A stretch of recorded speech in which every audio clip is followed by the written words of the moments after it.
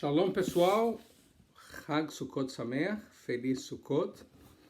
O objetivo desse vídeo, usando textos que eu recém revi, né?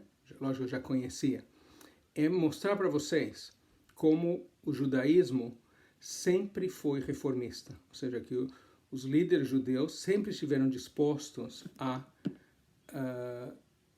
adequar, mudar a prática judaica, acrescentar práticas judaicas quando eles achavam que a situação merecia, né? Que era, e eu diria que esse é o segredo para o judaísmo ter sobrevivido, né? Porque, para dar um exemplo, se você tem uma religião 100% baseada no culto do templo, você destrói o templo, a religião acaba, né? Mas bom, vamos começar com o básico, tá? E também eu acho que é importante entender, quando a gente vê as histórias da Bíblia, que as pessoas da Bíblia, elas eram pessoas como nós, eles tinham os mesmos desejos, as mesmas iniciativas, se portavam como nós nos comportaríamos, eu creio. Então, começando com o básico, é o seguinte: dizem Pirkei Avot, a forba ve a forba de kulaba, revolva, tudo está nela. Às vezes, quando a gente estuda algo, né, a gente vê um texto e é importante você olhar os outros textos. Que mais a tradição judia nos diz sobre esse tema? Falando especificamente sobre Sukkot, então, eu vou ler para vocês algo do livro de Neemias, capítulo 8, versículo 13. Do 13, eu acho que é o 17. Então, diz o seguinte: no dia seguinte, ajuntaram-se as cabeças dos clãs de todo o povo, os sacerdotes e os levitas, a Esdras, o escriba, e a isso para atenderem das palavras da lei. E acharam escrito na lei que o Senhor ordenara, pelo ministério de Moisés, que os filhos de Israel habitassem em cabanas na solenidade da festa no 7º mês. Assim, o publicaram e fizeram passar por todas as cidades e em Jerusalém, dizendo: saí ao monte e trazei ramos de oliveira e ramos de zambujeiros, e ramos de murta, e ramos de palmeiras, e ramos de árvores espessas, para fazer cabanas, como está escrito. Saiu, pois, o povo, e de tudo trouxeram e fizeram para si cabanas, cada um do seu terraço, e nos seus pátios, e nos átrios da casa de Deus, e na praça da porta das águas, e na praça da porta de Efraim. E toda a congregação dos que voltaram do cativeiro fez cabanas e habitou nas cabanas, porque nunca fizeram assim os filhos de Israel, desde os dias de Josué, filho de Nun, até aquele dia. E houve uma alegria muito grande. Bom, vamos ver.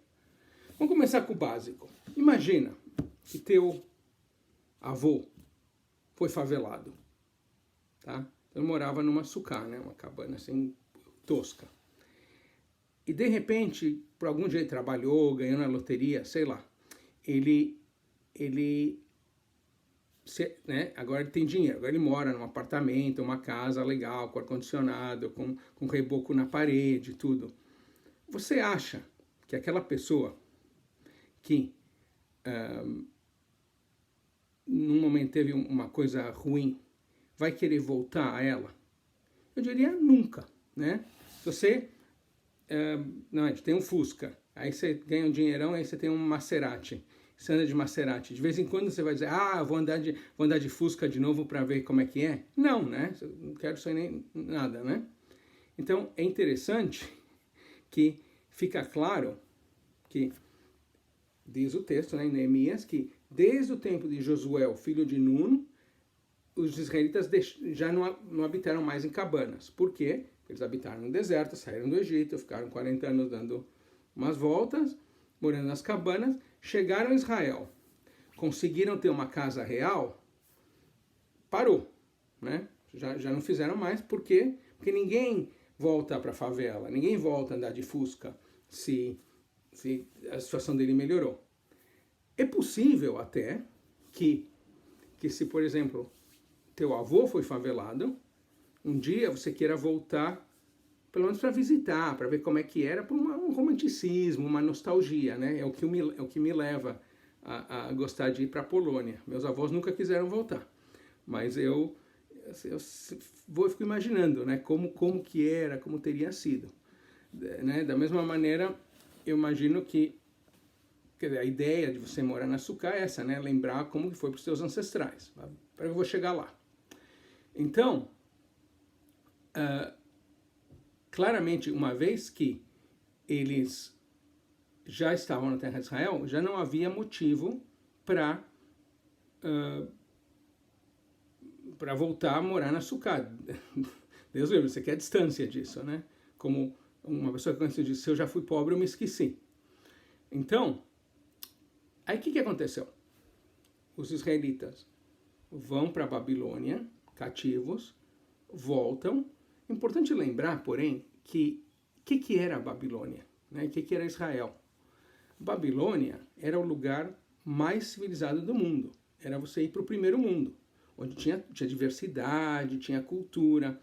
Enquanto que Israel, né, Terra de Israel, era um lugar, era uma Paraíba, um Sergipe. Né? O nego vai para São Paulo, aí de repente, que nostalgia, pode ser que ele tenha até nostalgia em relação a Sergipe, né? Mas não tenho nada contra o Sergipe, porque eu nunca tive lá, deve ser um lugar maravilhoso. O único estado brasileiro que quer ser carro. Mas, né, o nego está em São Paulo, pode ser que ele tenha até nostalgia pelo interiorzão lá do Recife, mas quando ele voltar ele vai ficar desapontado. Além do que, a cultura dele, quem ele é, vai crescer muito, estando uma cidade grande, né, versus uma província no fim do mundo. Então, o que aconteceu? Quando os israelitas voltaram da Babilônia, eles voltaram com Ezra, os líderes eram Ezra e Neemias. E havia vários problemas. Eles tinham claramente se aculturado, ou seja, eles trouxeram para si mesmos elementos da cultura babilônica. Claramente não se assimilaram, porque eles ainda eram judeus, mas eram judeus que não sabiam nada. Então, o que o Ezra e o Neemias tinham que fazer? Eles tentaram fazer o que eles puderam para digamos assim, reintroduzir, reensinar a cultura judaica para esses exilados da Babilônia, né? Que claramente tinham uma cultura global enorme, mas cultura judaica pequena. O que eles fizeram? A primeira coisa que eles fizeram foi fazer todo mundo ficar lá e eles leram a Torá inteira, porque claramente vindos da Babilônia, eles sabiam os mitos babilônicos, as histórias babilônicas da criação, Enuma Elish, etc.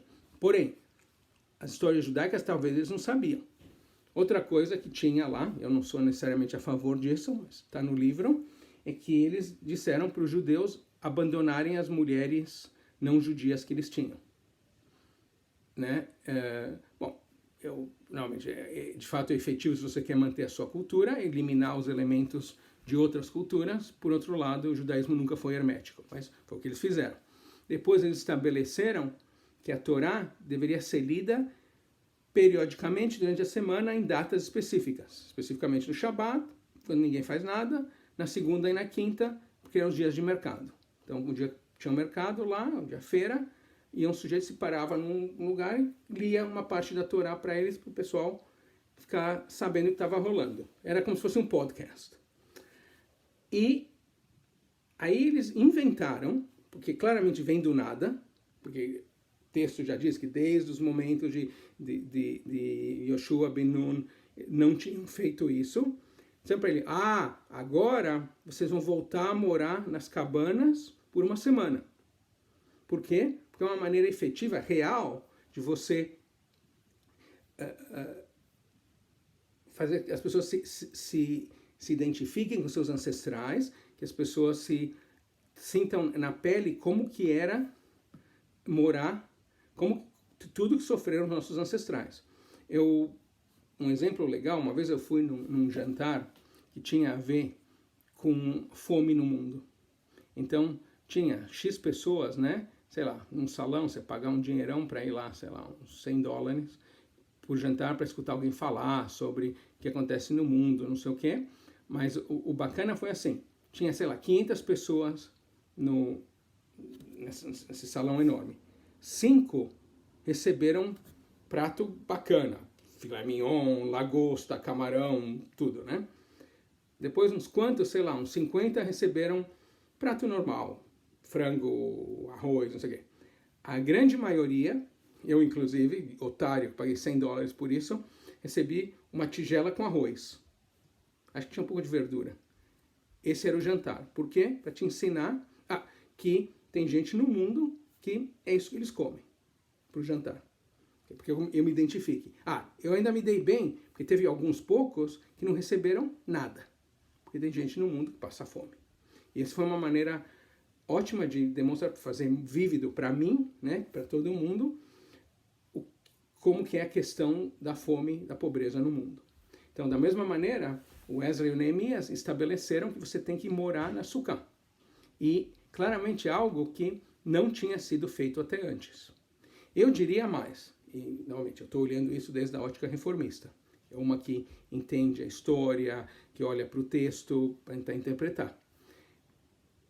Como pode ser, se eu acredito que o que o Neemias está dizendo é verdade, que desde o tempo de Yoshua ben Nun, os judeus não estavam morando em Sukkot, é sinal que não era uma prática real.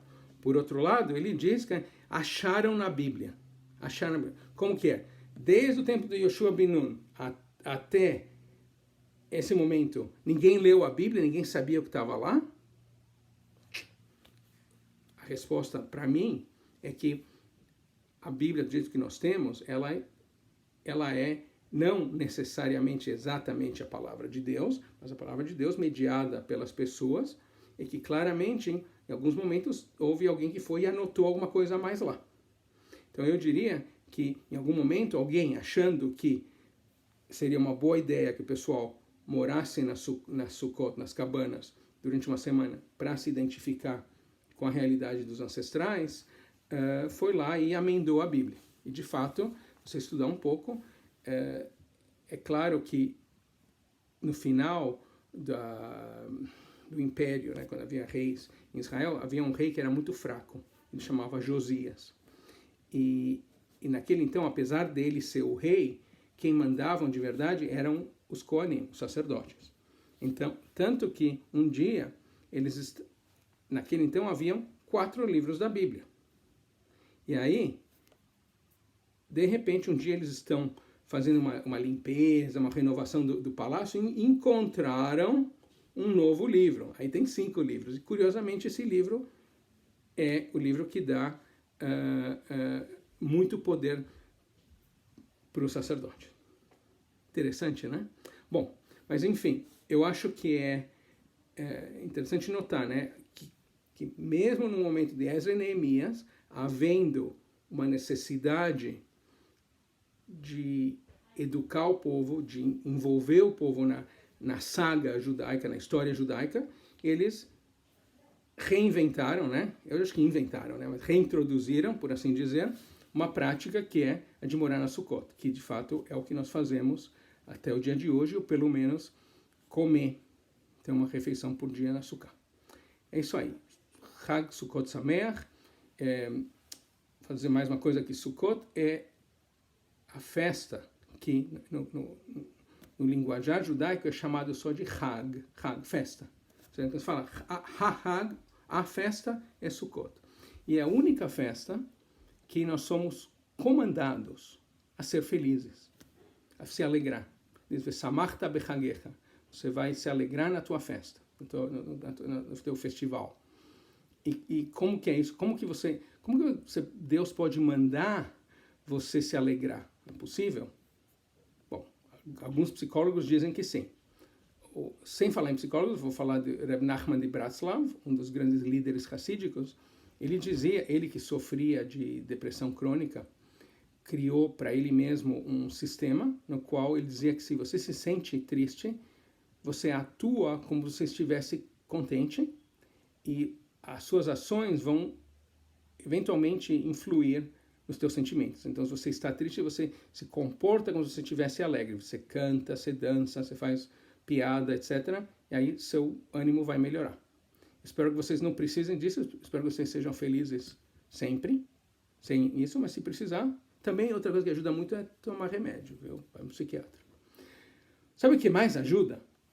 Dá um like nesse vídeo. Se você chegou até o fim, eu agradeço. Dá um like, dá um joinha. Se você não está inscrito, inscreva-se nesse canal. Já temos, queria chegar a 15 mil, tá devagar.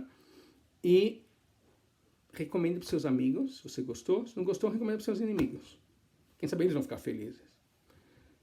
Chag Sameach.